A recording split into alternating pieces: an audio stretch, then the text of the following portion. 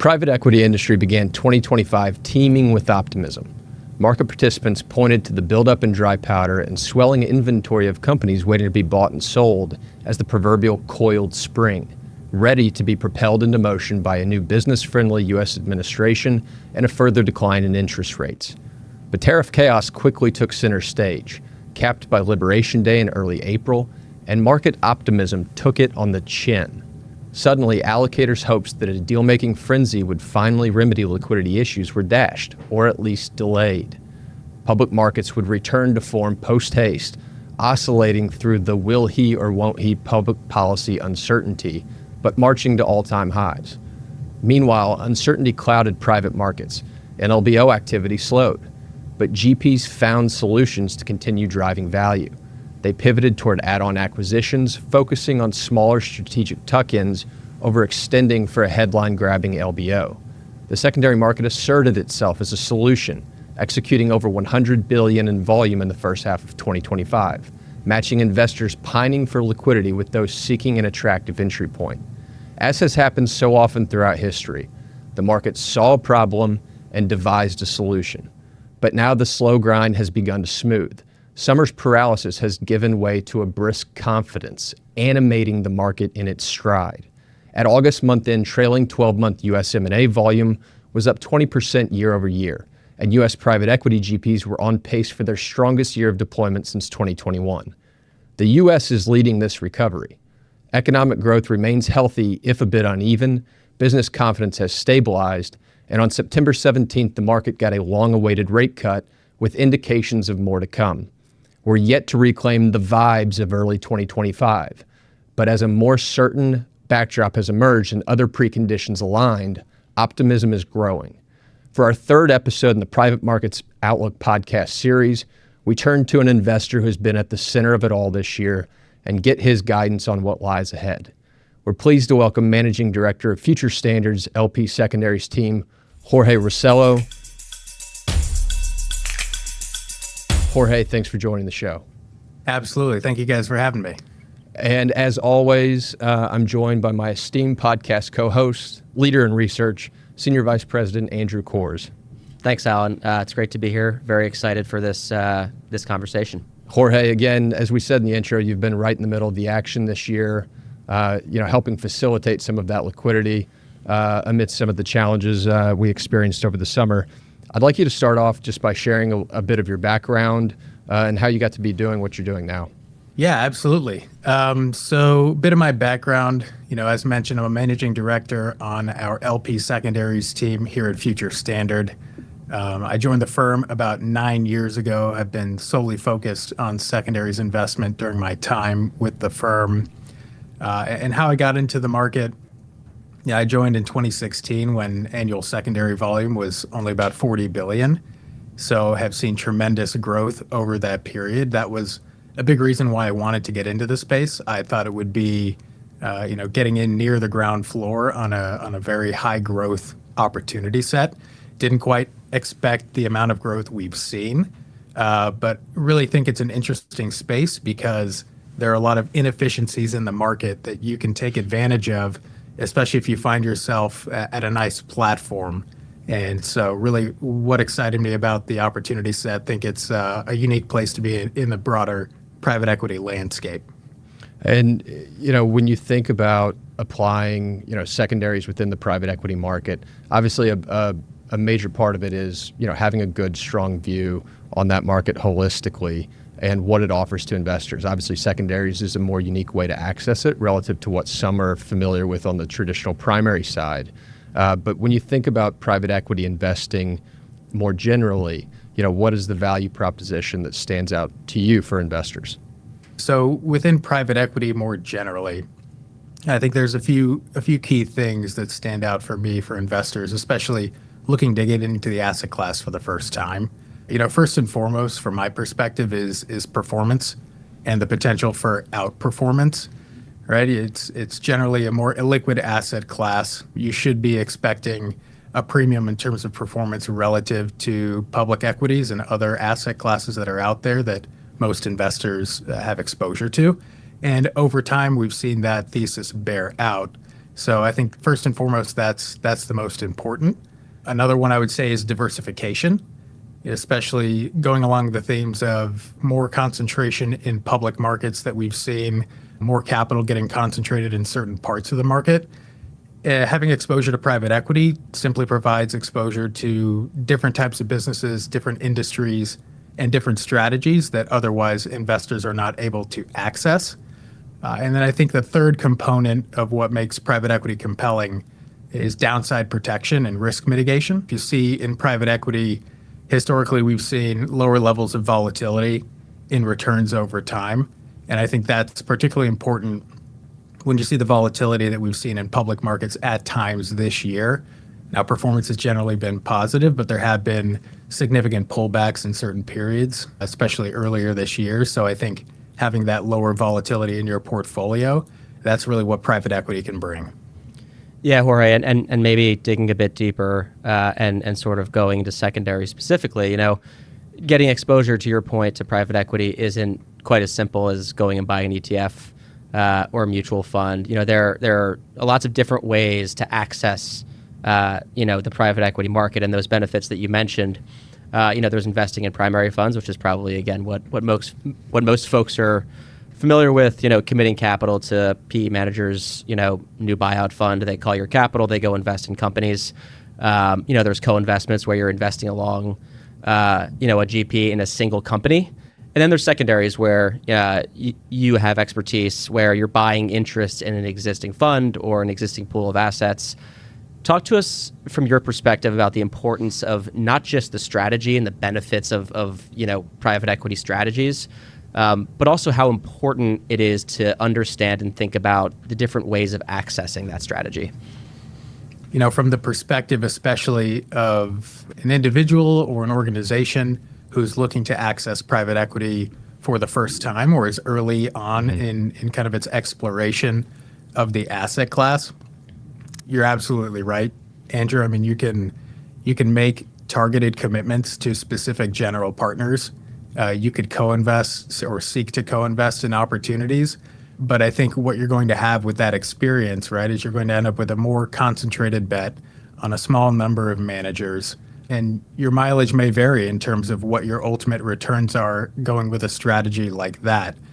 Comparing and contrasting that more targeted approach with investing in something like secondaries, the real benefit of secondaries and why we've seen so many institutions, so many individuals choose secondaries as an entree into the general asset class is the high levels of diversification that you get with the strategy, right? If you look at secondary funds generally, you're going to have exposure to many underlying strategies, many underlying general partners.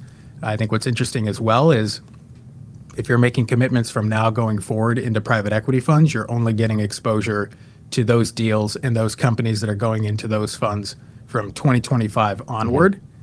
In secondaries, it's great because you can go back in time, get exposure to transactions that happened 2017, 18, 19. And so that's what we call back vintage year diversification as well within secondaries.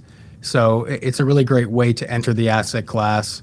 And as a result of that diversification, we've seen much lower loss rates within secondary funds than what we've seen broadly in private equity, which is a great benefit. And Jorge, I'm glad you mentioned it, the going back in time to sort of backfill. One of the things I always talk about is it is very hard to stay committed to a long-term, private equity allocation plan where you're committing to, a certain amount of vehicles every single year and building up that exposure through primary funds like most institutions do, and creating that glide path where you ultimately land the plane where you want to be.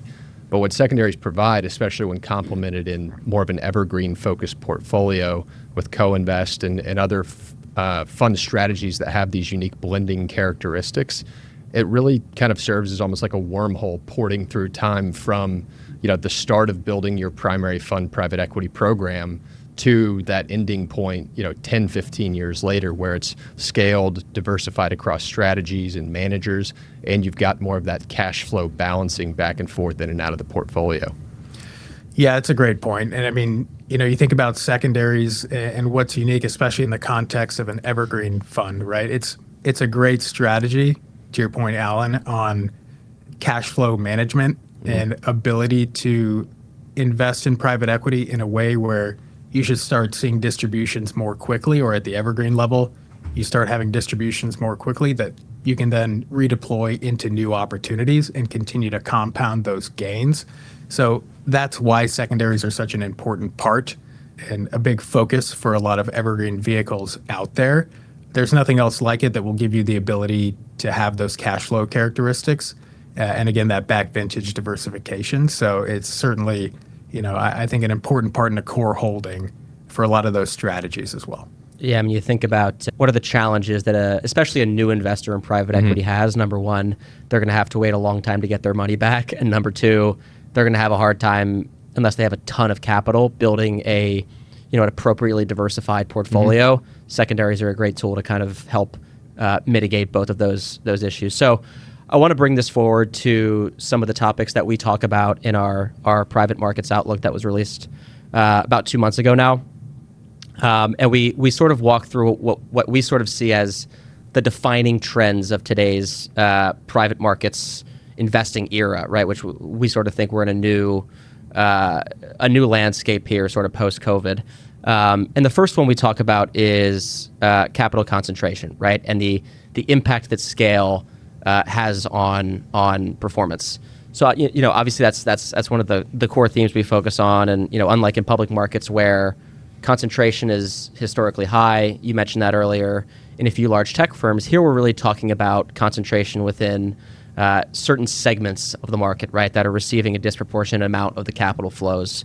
And just to sort of put some numbers around that for folks, in the first half of the year, 42% of global private capital fundraising went to mega funds, right? So funds that are $5 billion or larger.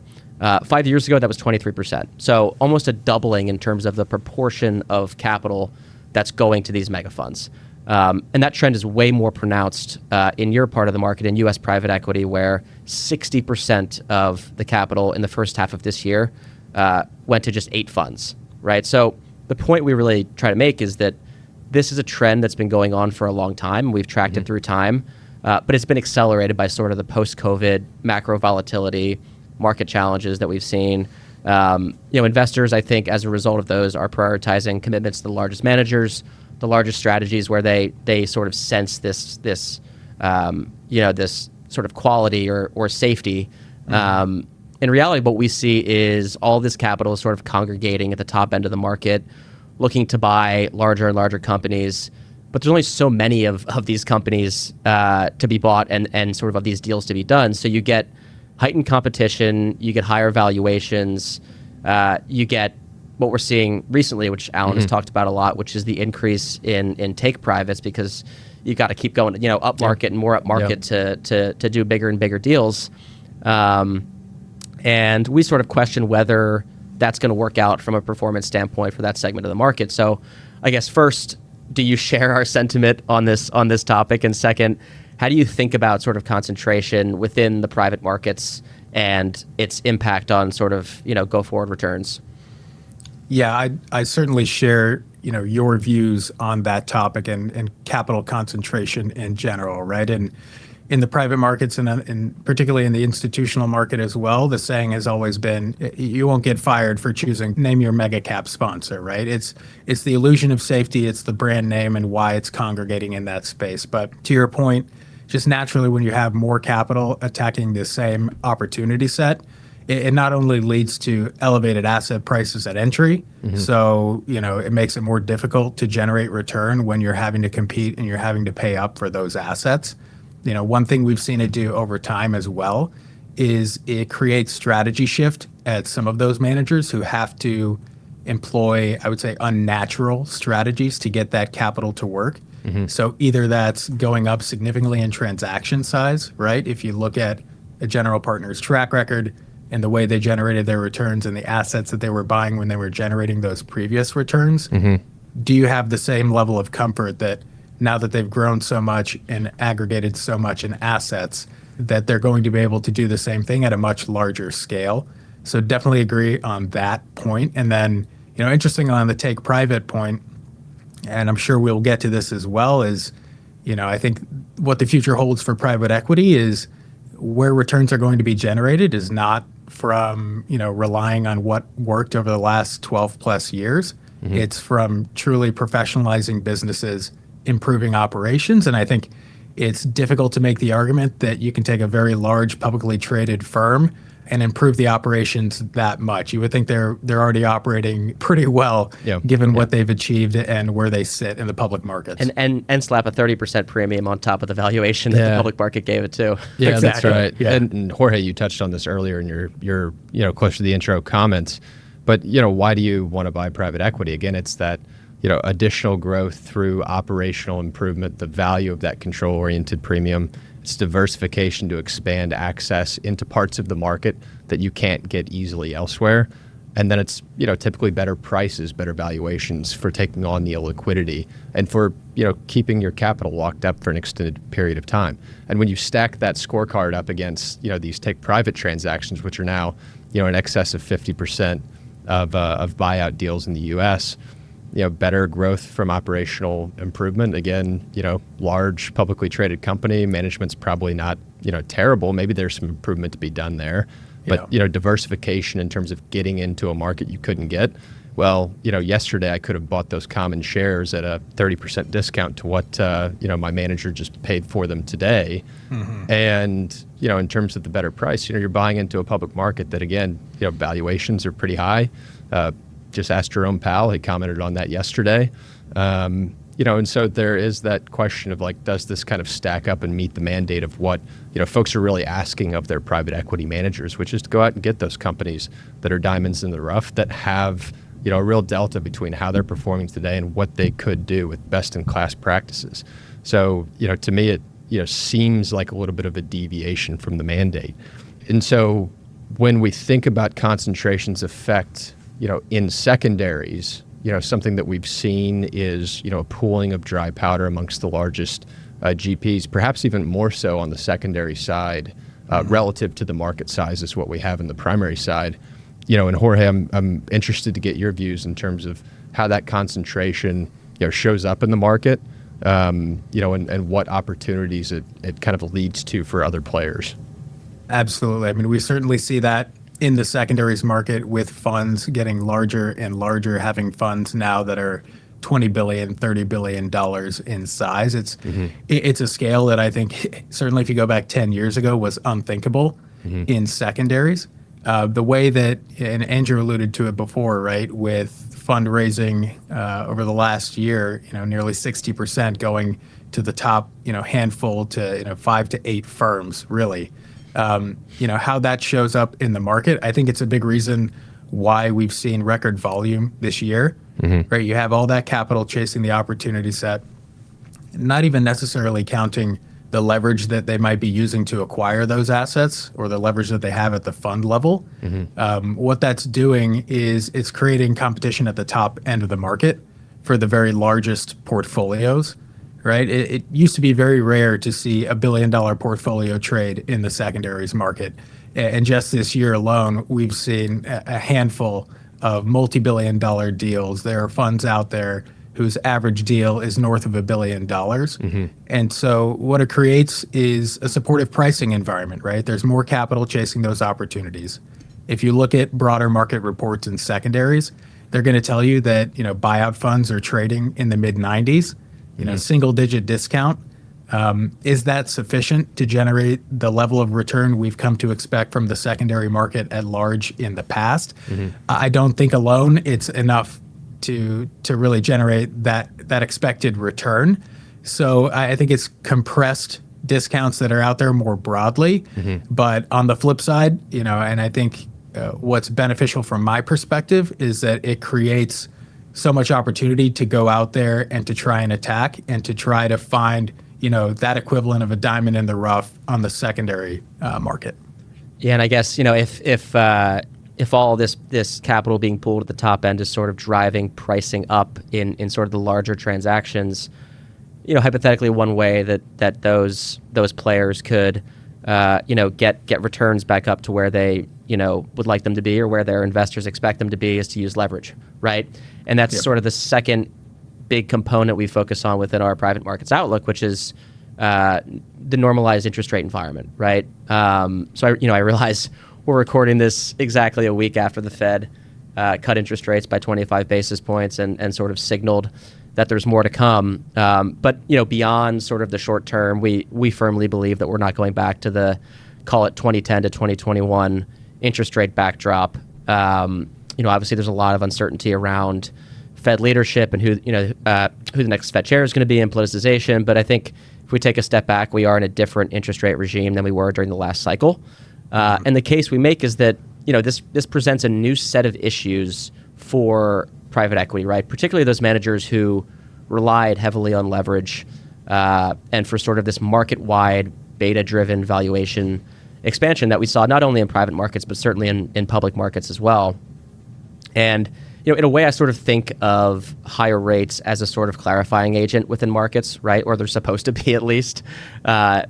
I think, to drive strong returns over the next cycle, you're going to need to do what private equity managers say that they do, which is to improve the company, to grow revenues, to make accretive acquisitions, to expand margins. As you sort of mentioned before, the sort of meat and potatoes of running a company well.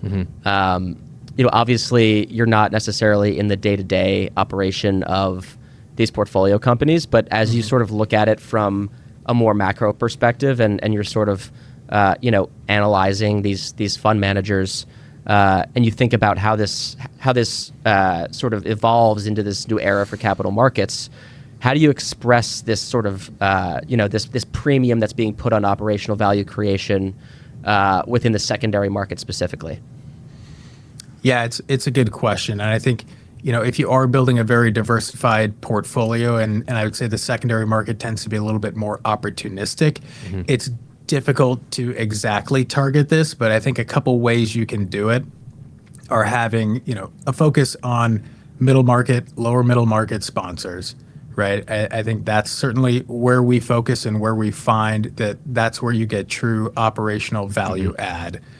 You need to have that lens of not only a secondary investor, but a primary investor, and dig into that sponsor's track record, understand what was driving returns in previous funds, right? And I think, it's interesting. Sometimes we see, we're saying multiple expansion, you can't rely on that going forward. But what's interesting to me is that in the lower middle market and middle market, a lot of times you do see natural multiple expansion. Yeah.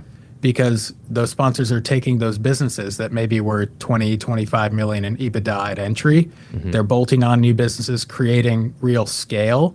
And that itself is leading to, higher quality assets that should trade at a premium given the growth profiles and given the scale of those new businesses. So I think there might still be multiple expansion in that part of the market, right? And that's more of a factor of those sponsors coming in, improving those businesses, scaling those businesses. And you still might see some of that, but I think that is much harder to achieve at a much larger transaction size, a much larger company size, when you probably already bought in at pretty premium valuations and you didn't buy well. Usually what we see in the lower middle market and middle market is good entry points, good buying points, and then improving those operations and being able to sell for premium valuations. You're not going to get saved by market beta in this new era, right. I think is a safe thing to say. Yeah. And it's right. It's interesting. And that's why we have the opportunity set that we have had in secondaries over the last 3 years. And that's why we've seen growth, is because you have a mismatch of prior vintage funds who were operating in the zero interest rate environment. You have new funds that have been raised in the new interest rate environment. There's just a fundamental mismatch between those vintages of funds and where the new funds are able to price assets and what kind of leverage they're able to put on those assets, and where those existing funds are holding those assets. So as a result of that, right, you've seen less distribution activity, and that's why there's so much interest in secondaries, because there's a real need for liquidity out there. And Jorge, one of the ways that folks are accessing secondaries, especially new investors, individual investors in particular, but also smaller institutions, is tapping into the emerging private equity evergreen fund space. And as somebody who covers this space, pretty closely, something I'm always amazed by is how, different a lot of the strategies across the space are, not just in terms of, size and that sort of thing, but also the blending of different strategies within those funds. And I think it has a real outcome for performance and investor experience. And, one of the practices, we kind of bucket styles into, kind of a Punnett square of strategies in some of the research that we put out. And one of the squares on that strategy is one where, the manager focuses specifically on, utilizing the secondary market to build their portfolio, but with a priority on identifying positions that can be acquired at a significant discount to the fair value that they're currently being held at. And, what that allows for that manager to do is to, write up the value of that position to the fair value that the GP held it at, upon that position entering the fund. And so what you typically see is, returns very, very strong, in that initial period, but it may not be something that's sustainable and persistent. Obviously you're in this market, you see some of these deals being executed. And, I'm curious to get your take. This is, something that's been covered in various financial news outlets, and certainly we've spoken about at length. What's your view on this practice and why it's done? And, what are kind of the pros and cons? We'll try to be even-handed here of that sort of practice. Yeah, that practice is interesting. We've seen it, in the evergreen space. We've also seen it in the drawdown space prior to, a lot of evergreen funds being launched as well. And there are some groups that have done well with that strategy, but I would caveat that with they've done well with that strategy in a period of zero interest rates, right? Where basically what you're doing in those instances is you're going after funds that are probably tail end, right? So they're 12 plus years old. Maybe there's one or a few companies remaining in those portfolios. The general partners might not be of the highest quality. You're able to buy those for, something in the 60s or in the 70s, and you get to write that up to par the day after you close, which looks good. My caution would be it looks good until it doesn't. And I think we're in a phase now in evergreen funds where a lot of new entrants are coming to market. A lot of these platforms are scaling, right? So it works while you're scaling and you continue to raise capital. But in terms of driving durable long-term performance, when these vehicles get to appropriate scale, relying on discounts and secondaries and picking up assets on the cheap simply is not going to work over the long term, right? So essentially you're hoping that those sponsors can exit those companies that have been in those funds already for 10 plus years in the near term so you can get your capital back and redeploy. And I think given where we've gone in the interest rate environment, it's going to be more difficult for those assets to trade because generally what we're seeing get sold is higher quality assets. And I think that leads into something, that I've discussed before on the podcast, which is, this risk of those strategies having stranded assets. And, a stranded asset for this purpose is really just a company that's still being held within a GP's primary fund. Maybe the fund has reached its fund term. There's not been liquidity provided on that asset. In some cases, those assets may be, significantly older than the fund term. There's a question of whether they're still getting accurate marks even. How prevalent is that, an issue within the market? Because the way I think about it is you do a bunch of these deeply discounted kind of tail end secondaries, you get the immediate pop, returns look good, folks are happy. Ultimately, you need to bear fruit over the long term. And that could be difficult if you gradually accumulate over time a bunch of these, positions that maybe are just stranded in place and there's not really much, hands-on value add that's still being done, let alone, getting a fair and accurate mark on the portfolio. So, how do you think about that risk? I think, both in general, how pervasive of it is it an issue within the market? Then how do you think about it as a portfolio manager in secondaries when you're assessing deals and the quality of the general partners and their ability to get that capital back to investors?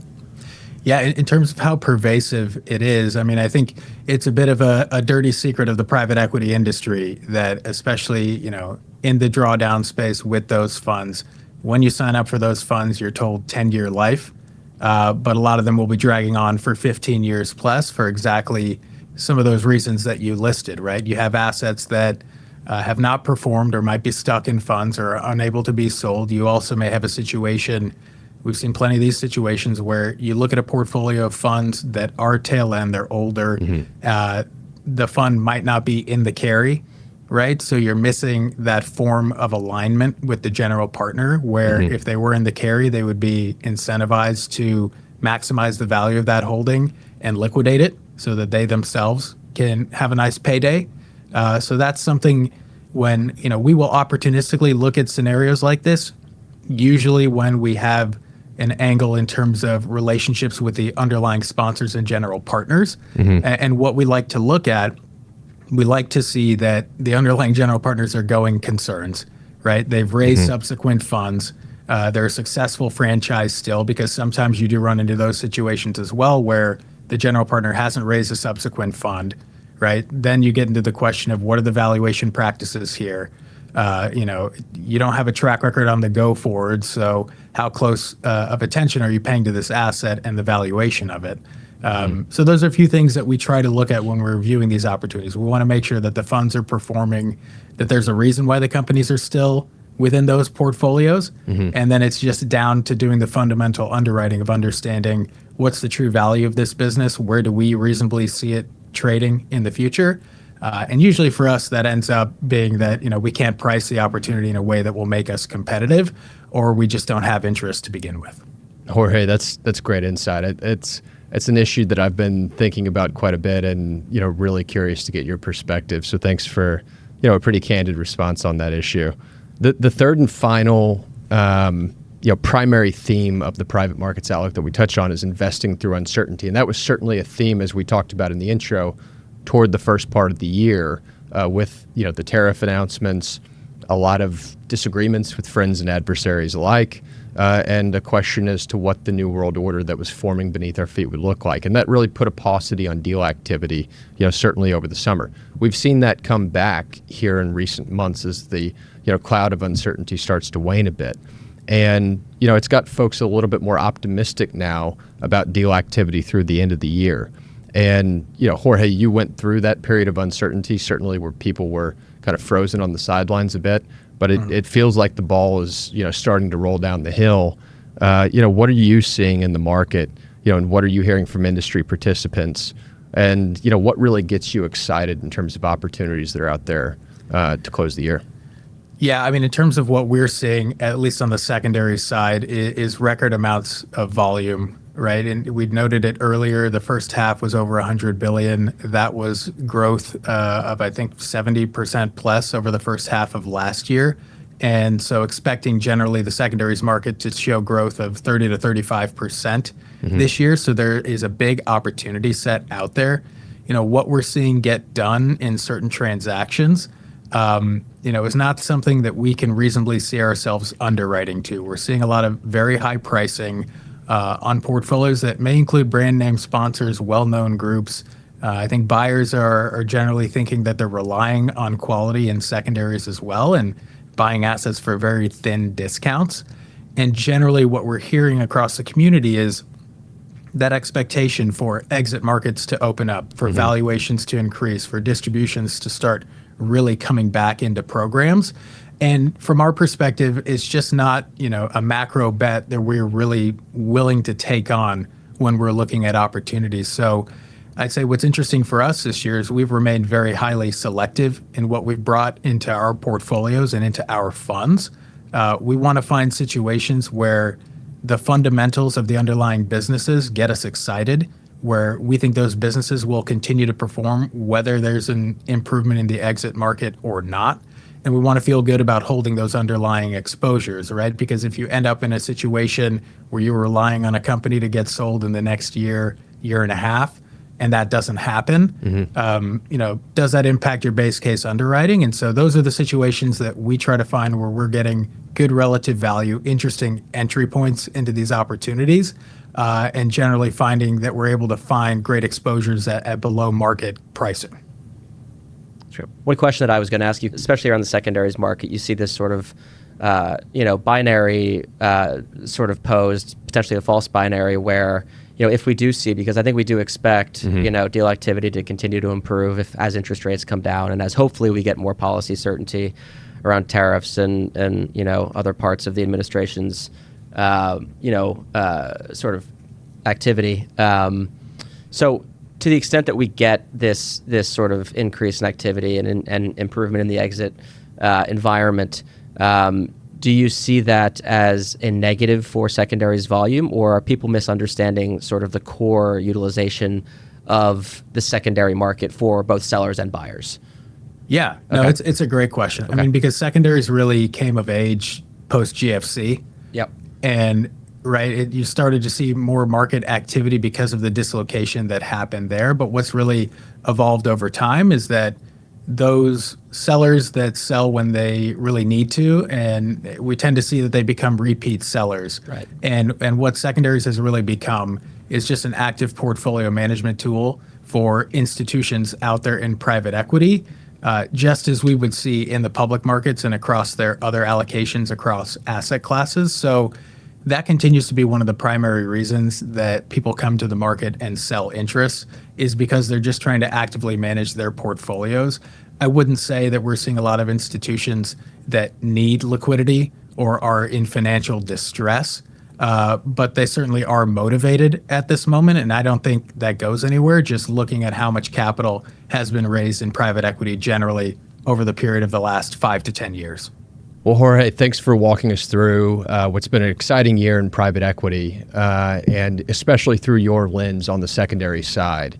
You have a unique perspective on the market, and we're really grateful for you bringing your experience to the table and sharing it with us today. Jorge, that was awesome. We really appreciate the time.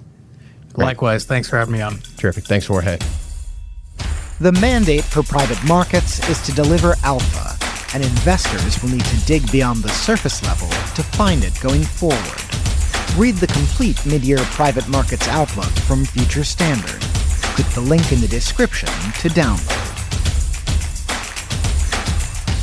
Well, Andrew, that was an exciting conversation with Jorge Rossello from our LP Secondaries team. Shared a lot of experience throughout the development of the secondaries market, evolutions in terms of activity this year. I'm really curious, Andrew, what were your big takeaways from the conversation? Yeah, I mean, that was an awesome conversation. Jorge is an absolute expert in the space, not only in secondaries, but I think he provided some really nice takeaways around, how private equity investing is changing, across the board, which we talk a lot about in our private markets outlook report. I think, two of the things that I really wrote down here that I found really interesting. Number one was his point on valuation, because we've talked about, the extent to which valuation expansion really helped drive returns within private equity and to be clear, within public equities too during the 2010s and up sort of through 2021. And, I think it's important to add a little bit of nuance to that conversation.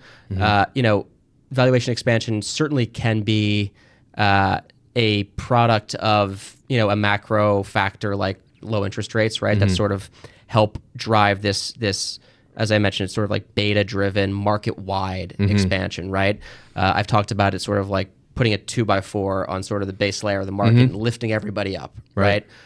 This sort of horizontal value creation from valuation expansion. But I think the other way you can drive that is by making the company better, right? And outside investors, as you're selling the company, see a company that's growing faster, that's more stable, that's larger, that's more scaled, that's more diversified, and that's another way that a company can fetch a premium, right? So that's the type of valuation expansion I think that we can expect in this new era. We're not saying there's going to be none. We're just saying the drivers are going to be different, and maybe the segments as well, where you're much more likely to add value in terms of scaling up a company and diversifying a company's business lines in smaller companies than you are at the top end of the market, right? And the second thing that I really sort of found interesting was his talk about incentives, right? And as capital concentrates at the top end, which we've talked so much about, the incentives start to change, right? It starts to become really, really important to just get capital deployed, right? And I think as investors, we need to be honest that incentives matter when thinking about managing a portfolio. And as you're thinking about, allocating to different managers or different segments, it's important to think about that. And the other thing, as a secondary investor, when he was talking about, thinking about, look, if a GP is not raising another fund, are they still marking these assets? How trustworthy are they? All these things, sort of thinking about the psychological side of the investment world. I thought that was really interesting. But give me your takeaways. Yeah, I mean, we hit on it in the first segment, but the capital concentration, it constantly amazes me, and it shouldn't, because we're looking at this issue all the time. But the 60% of the really top handful of secondary buyers, accounting for 60% of the volume of private equity secondary deals thus far this year, and we see similarly, the top 8 secondary buyers holding 50% of the dry powder. And you think about the share of the overall deal volume in the market that they're doing. Everybody in private equity likes to talk about how they're very selective when it comes to deal deployment. The funnel. Everybody has seen the funnel, and it's always narrow at the bottom. Well, when you're taking down 20% of the entire market in terms of deal flow at the end of the year, that doesn't sound like a very narrow funnel to me. No. And so I think it's to your point about incentives, getting the money to work as opposed to necessarily finding those deals that are going to drive really strong performance, drive that carry in a significant and meaningful way, which is what the underlying investor would appreciate, because that means their interests are aligned. That's what the carry is there for in the first place. Absolutely. So I thought that was a great insight. So Andrew, that was a great episode. Thanks again to Jorge for his time and expertise in joining us. Andrew, brilliant insights as always. Thanks for everything you do for the research team. That was a lot of fun. And it's an interesting market environment right now, and I think Jorge helped us distill it down and simplified it a bit for folks. So really appreciate his insights. Yeah, of course. And that concludes this episode. Thank you for joining. Please check out the Private Markets Outlook at futurestandard.com/insights, or click the link in the show notes. Thanks.